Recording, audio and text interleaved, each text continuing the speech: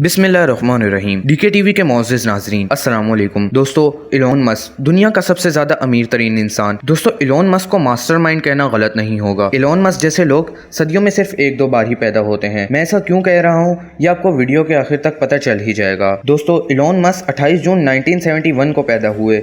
वो बचपन से ही बहुत ज़्यादा शार्प थे। इस बात का अंदाज़ा आप इस बात से ही लगा लीजिए कि अगर घर में किसी को भी क्वेश्चन पूछना होता था तो इलॉन मस्क से ही पूछते थे और इलॉन मस्क उस प्रॉब्लम को एक झटके में ही सॉल्व कर देते थे। और इसके अलावा इलॉन ने 10 साल की उम्र में ही इतनी किताबें पढ़ डाली जितना एक आम शख्स ग्रेजुएट होने तक भी नहीं पढ़ पाता। बचपन से ही इलॉन मस्क की फोकसिंग पावर बहुत ही ज़्यादा थी। कई बार तो वो किसी बारे में सोचने लगते तो इतने खो जाते कि वो आसपास के लोगों की बात ही नहीं सुनते थे और इनके फैमिली मेम्बर्स को लगने लगा कि इलॉन मस्क बहरे हो चुके हैं। और 12 साल की उम्र में जब इलॉन मस्क को पहला कंप्यूटर मिला और इसने एक गेम बनाकर ऑनलाइन कंपनी को बेच दी। ऐसे ही कुछ अजीबो गरीब किस्सों से भरा पड़ा है इलॉन मस्क का बचपन। 17 साल की उम्र में इलॉन पेंसिल्वेनिया यूनिवर्सिटी में एडमिशन लेकर कनाडा शिफ्ट हो गए और कॉलेज ख़त्म करने के बाद इलॉन मस्क ने अपने भाई के साथ मिलकर पहला Zip2 स्टार्टअप लॉन्च कर दिया। Zip2 में एक अलग अलग बिजनेस मैप और इनकी इंफॉर्मेशन Zip2 की वेबसाइट में प्रोवाइड करते थे।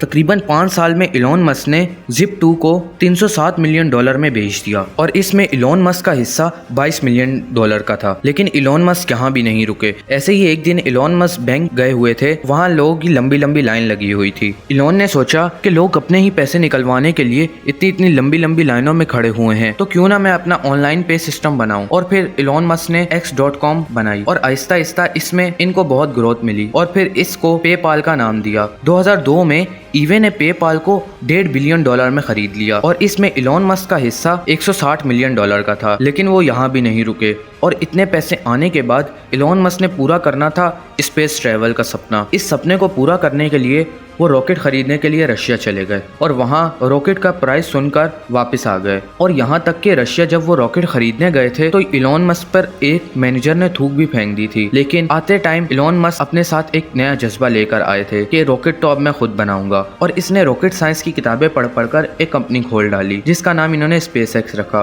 और जब पहला रॉकेट तैयार हुआ उसके टेस्ट के टाइम वो रॉकेट उड़ने से पहले ही तबाह हो गया और इलॉन मस्क को काफी नुकसान उठाना पड़ा। लेकिन इलॉन मस्क हार मानने वालों में से नहीं थे। इलॉन मस्क ने दूसरा रॉकेट बनाया और वो रॉकेट स्पेस में जाने से पहले ही खत्म हो गया। लेकिन इलॉन मस्क ने तीसरा रॉकेट बनाया और तीसरा रॉकेट स्पेस में जाने के बाद उसने कोई सिग्नल ही नहीं भेजा। उसकी वजह से वो रॉकेट भी फेल हो गया। लेकिन इलॉन मस्क कहाँ रुकने वाले थे। 3 रॉकेट बनाने के बाद इलॉन मस्क को बहुत नुकसान उठाना पड़ा। यहाँ तक कि एक वक्त ऐसा भी आ गया था कि इलॉन मस्क के पास सिर्फ और सिर्फ $40 मिलियन बचे थे और इलॉन मस्क के पास 2 ऑप्शन थे।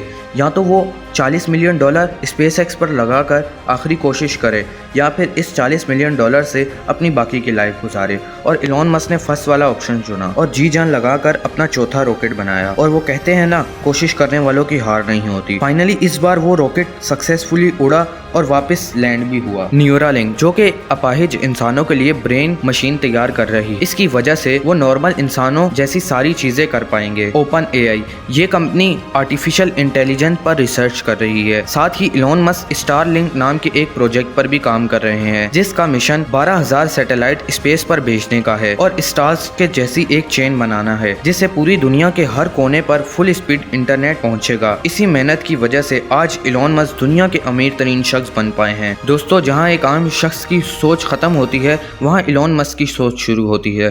तो दोस्तों, उम्मीद करता हूं आपको इलॉन मस्क की लाइफ स्टोरी सुनकर अच्छा लगा होगा। तो मिलते हैं नेक्स्ट वीडियो में। अपना बहुत सारा ख्याल रखिएगा। Take care. अल्लाह हाफिज।